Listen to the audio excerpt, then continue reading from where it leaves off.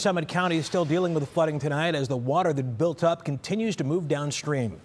Channel 3's Brandon Simmons now live in Coventry Township tonight from the Portage Lakes, where much of that floodwater comes from. Brandon, good evening. Hi, Rush. You can see Portage Lakes are still high, the water level here, and the floodgates are still open, sending water downstream to cities like Canal Fulton, Clinton Village, and of course Barberton, where we saw flooding yesterday, and some of those areas have yet to see the water recede. All week, we've seen streets and homes flooded out after a weekend of rain that has caused rivers and lakes to overflow.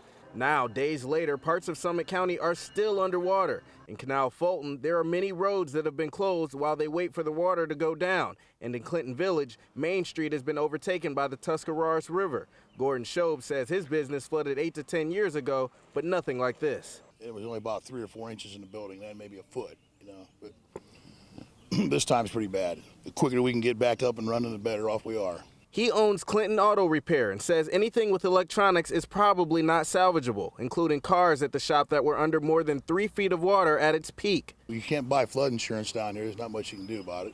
Fortunately, I do have some other policies in place that might cover my wages or stuff like that, because we run a small business here. I'm feeding 5 kids out of this place. The water hasn't receded much here in Clinton because there's still a lot more upstream coming from Portage Lakes to the north.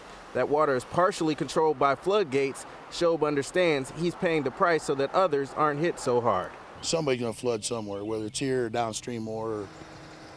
I don't think there's much I can do about it. While the water has already gone down in some areas, other residents and business owners like Shobe are left waiting.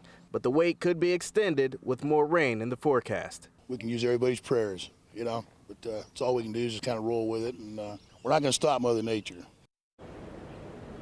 Now, a lot of people always ask, how do people who live in flood zones, why do they stay there? Why do they continue to do business there?